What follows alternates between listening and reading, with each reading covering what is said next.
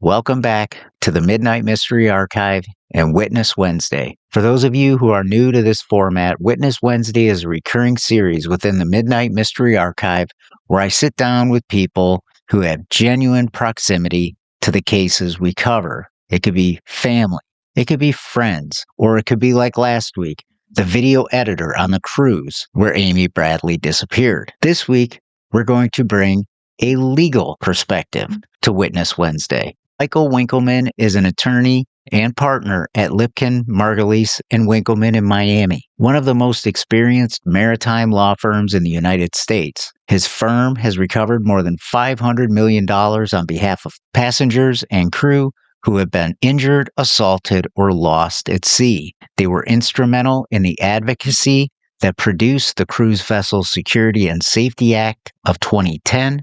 Michael has handled landmark cases including the El Faro disaster and the Costa Concordia claims. He appeared more than 100 times on national television, including the Today Show, Good Morning America, and 2020. This is my conversation with Michael Winkleman. Enjoy.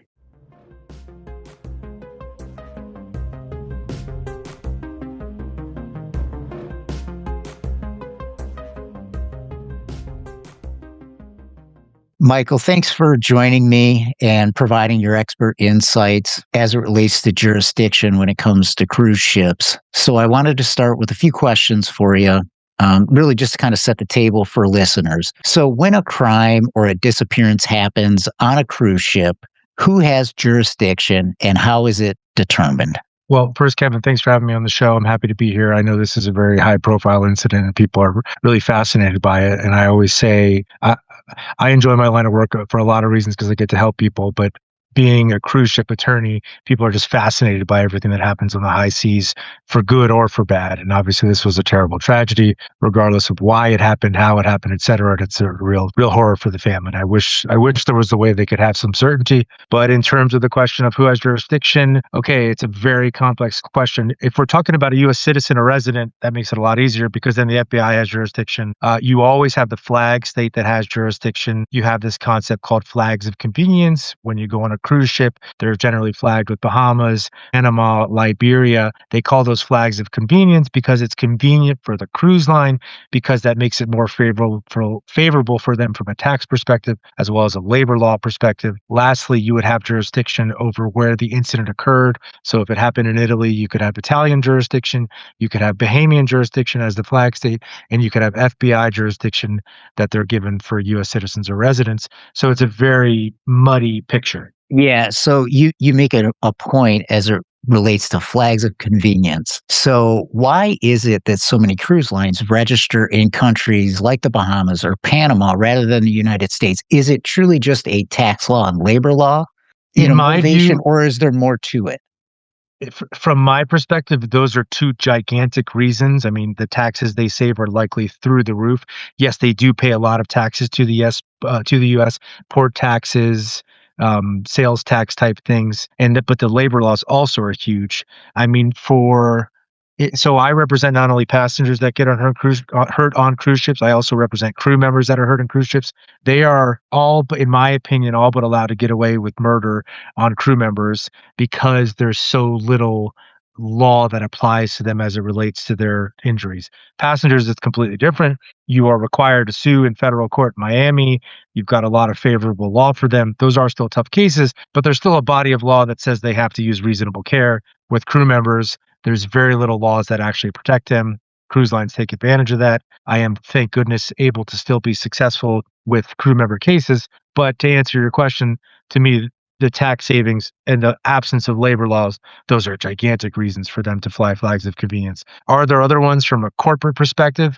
That's beyond my purview, but absolutely, they must exist. Okay, great. So when a passenger, we'll use a scenario like the Amy Bradley case, a passenger is reported missing on a cruise ship. What is the cruise line typically legally required to do in that instant? Well, so what they're legally required to do is have reasonable care in undertaking efforts to find the person. But what's unique about it is, unless the cruise line was able to see with video evidence that a person went overboard, then in which case they would immediately undertake man overboard rescue operations. If they don't know that and someone just says, hey, Sally is missing, they're going to undertake an entire search of the vessel itself before they undertake any man overboard efforts. So you have this built-in system where unless they see someone go over, they're just going to search the entire ship, which, yes, it's reasonable, but think about it. These are gigantic ships. For them to actually find someone is sort of like finding a needle in a haystack. Yeah. And in that initial response, who is often the responsible party? Is it ship security? Is it the captain, local port authorities? Because in this case, they were already in port in Curacao. Or does the FBI immediately become the agency of record and note? Well, I think the important point here is you're always going to have this inherent lag time that really keeps the entirety of the investigation entirely in the hands of the cruise line. So, because you're always going to have a period of time before they know the person's missing, before they would actually report the person missing. So, you're always going to have this window that exists that allows the cruise line to be the only one that's involved in the investigation. And when they actually alert the authorities, that's generally up to them. So, cruise line always the first one on the scene. Not only that, they control all access to the ship. So even if they are in port in Curacao, they are the ones who have to let the Curacao authorities onto the vessel. So you have this inherent imbalance of information where the cruise line has total access to all information, and everyone else needs to ask for permission to get on the ship to try to get that information. I don't sit around bashing the cruise lines. I sue them for a living. They don't want bad things to happen to their passengers. They want to make money. They want to give people positive experience. So don't think that I'm going to come on here and say a lot of negative things about them, but I will talk about what I think are systemic imbalances, and this fact that they have total control over the information is really one of the big ones. Yeah, no, that makes perfect sense. So one of the things you just alluded to was delays. So when there's a delay in a response, it sounds like it's typically a structural delay about how authority works within the instance from the time somebody is said to have been disappeared or can't be accounted for. Would you agree that it's really just a structural issue at that point? It's because they're probably not thinking in terms of legal at that point. They're just trying to wrap their heads around what's going on at that moment and how do we respond. I agree that it's structural. I disagree that they're not thinking about legal. I think the cruise industry is always thinking about legal. And so huge point is there is no independent law enforcement on cruise ships. It's all cruise ship security guards. Those cruise ship security guards are there to protect the company, in my experience and opinion. So when something bad happens, even if it's a slip and fall on a ship, someone breaks their leg, they're always going to be looking at angles to, okay, well, how can we protect the company here? How can we limit the exposure here? Same thing applies in the criminal context, in my opinion. I'm not saying they're looking to cover up crimes, but I'm saying since there's no independent law enforcement and the first people on site are employees that are paid by the cruise line that are designed, the part of their job duty is to protect the cruise line, you've got a dangerous element that if there was any nefarious intent, could certainly be easily taken advantage of. And yes, I agree with you. It is structural. It's part of the structure of the cruise industry that by the nature of the cruise industry that they operate these gigantic floating cities that they grant all access to the people on gives them an incredible advantage in terms of the flow of information. Great. So how would you describe the chain of custody or the chain of authority to someone who's never thought about it in the instance of a crime on board a cruise ship? Well, it doesn't really vary from a crime in Manhattan. Chain of custody and preservation of evidence, those are basic principles for preserving a crime scene. In my experience, the security guards on the ship are well trained. A lot of them have law enforcement backgrounds. They are certainly required to properly maintain the sites, properly preserve evidence. I deal with that frequently in what I do from a civil side. But, common sense goes a long way. Don't touch anything. Preserve the scene. If you do find evidence, make sure you're wearing gloves when you handle it. Make sure you're properly putting it in a bag. If you transfer it to anyone else, you're documenting the transfer of the evidence. Right. So in a scenario where you have an American citizen, has a crime committed against them, disappears, under what circumstances does the FBI have jurisdiction over that case when it occurs on a cruise ship? If it involves a U.S. resident or citizen, they invariably have jurisdiction over the crime, 100%. That's part and parcel. If it's someone who's a foreigner, then they wouldn't have jurisdiction if not an American citizen. But if you're talking about someone like Amy Bradley, who was a U.S. citizen, absolutely FBI has jurisdiction. But by the time you have something bad that happens, by the time it's reported, by the time the FBI is able to get up to speed on it, 12 hours, 24 hours, 48 hours, particularly if you're talking about something that happens halfway around the world. I mean, there's cruises in Japan. I mean, think about how difficult it would be for them to actually be able to get there in any kind of timely fashion. And that's just that structural imbalance that we've been talking about, Kevin. Yeah. And as a point of note, in Amy's case, it was about 48 hours after the initial report that she couldn't be accounted for that the FBI was able to get to the ship and begin a proper investigation. So that fits with what you're alluding to. So what does it look like when the FBI engages in a maritime case? Do they handle them differently than they would something that occurred on land? Well, that's hard for me to answer. I've dealt with the FBI a ton in my cases, but I haven't dealt with them in a non-cruise ship case. So it's hard for me to compare that. So all I could talk about is the cruise ship context. And I mean, they're terrific. They're great at doing their job. Obviously, that's what they're trained to do. I will say sometimes, and not knocking the FBI, but it's not a lot of these cases are not always at the top of their priority list when you're talking about cruise ship crimes like rapes and sexual assaults, and that's completely understandable because they probably are so overburdened with so many things from so many different directions. But so I can't give a comparative analysis. I can say when they are involved, I think it's a good thing because they're giving a level of independence that is needed for any criminal investigation. Yeah, good. Now, one of the other things that I wanted to ask you about is the Cruise Vessel Security and Safety Act. Can you explain what the act is and what it requires of cruise lines? So the Cruise Vessel Safety and Security Act of 2010 was a wonderful thing that our law firm and a number of our former clients lobbied incredibly hard to get passed. It has a lot of different nuance to it. For me, the really big thing was the reporting requirements. Prior to the CVSSA, which it's referred to, there were no reporting requirements from the cruise ship industry in terms of crimes, rapes, sexual assaults, theft, overboards, missing persons. All of that was very much just voluntarily turned over if and when it was requested.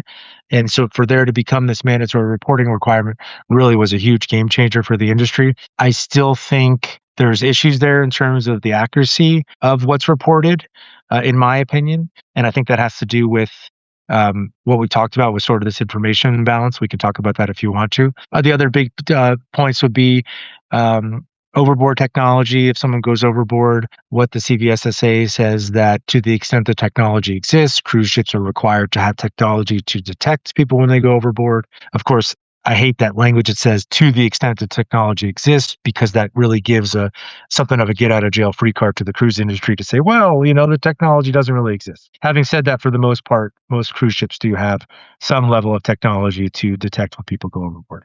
But CVSSA as a whole, wonderful thing. Yeah, and I think that's an important point, really everything you just captured there, because that happens in 2010, right? Amy disappears in 1998. So some of the things that you just highlighted were the reality of what happened when she disappeared. So it's good to see that there have been steps taken to improve the response and the reporting and the requirements of the cruise lines in the event that something similar were to happen. To add a little color to that, Kevin, I always say generally, I think the cruise ship industry is dramatically underregulated. And I think that the CVSA is an exception to that, where there was some more regulation put in place. Of course, the other glaring exception to my comment would be COVID, where they shut down the entire industry, et cetera. But that's very much a one-off. But I just think that the inherent nature of the cruise ship, where they fly flags of convenience, they have these gigantic floating cities where there is no independent law enforcement. I don't think the cruise ship industry as a whole has any intent other than to make money, which is fine. I don't think they're bad actors. There are exceptions to that comment, in my opinion. But as a whole, they want people to have wonderful trips for their families. Having said that, in my opinion, I think they're dramatically underregulated industry as a whole. I tend to agree with that. And, and I think that's why this conversation is so important in relation to this particular case. So I don't know if you can answer this, but I'm going to ask some of these questions anyways, because I think it would be good insight. When a family is dealing with a disappearance or a family member that can't be accounted for or potentially was the victim of a crime on a cruise ship, what legal rights do they actually have in that moment? Well, that's a great question for me because remember, with the law, you got two sides. You got the criminal side and you got the civil side. The criminal side is you have investigating authorities. I have really nothing to do with that. I don't have any ability to charge a person with a crime. On the civil side, that's what I do is I sue the cruise lines for negligence, saying they did something wrong with the singular effort of getting justice from my clients, which really, fortunately or unfortunately, just is money. That's the remedy that is afforded in our justice system. And we've been doing that for over 50 years and we're really good at it. And I've been doing it for more than 20 years. And I'm very honored to get to represent families when they're at their worst times. And it's very hard for them. And I see the pain and I see the hardship. So for a family like the Bradley family, I mean, it's your worst nightmare. And I've had very similar cases to that. And what's nice is when I sue civilly, that gives me an opportunity to conduct discovery, which lets me take depositions. It lets me get evidence. It lets me ask questions, which is similar to a criminal investigation, but with a different ultimate intent. So generally speaking, it's nice to be able to answer the questions that families that are in crisis want to know. And then if there's some level of negligence that's shown, generally speaking, I can be successful in a civil action. Certainly doesn't bring a person like Amy back, maybe gives you a drop in the bucket in terms of closure, but something is better than nothing. Yeah, and I think that's one of the hardest things, and I think that is a good segue into my next question. So what is the single most important thing a family should do if something goes wrong on a cruise? Well, you've got a ton of variables there, but of course, the number one most important thing is getting it reported right away so that all applicable authorities are investigating it. And I do think reaching out to a competent maritime attorney is key too, because they're going to make sure you're doing it in the right way to protect yourself from a criminal as well as a civil perspective. So to me, it's a no-brainer to make sure you're reporting it and you're getting the right parties involved to be able to help you.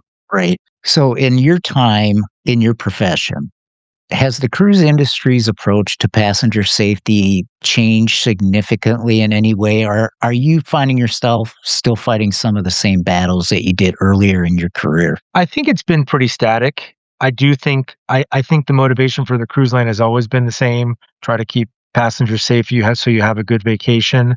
And I think things just happen when you have a floating city with thousands of people. Bad things are going to happen. I think the cruise line generally tries to do their best, but I do also think that what I talked about before, Kevin, is just that a lot of times when bad things happen, in my opinion, the cruise line and the cruise industry as a whole is going to take subtle little steps to always protect themselves. And that can come from, so even as routine as a slip and fall case, they put a statement in front of them and they ask these questions to them that are designed to get them to say answers that aren't favorable to them, protecting the cruise industry.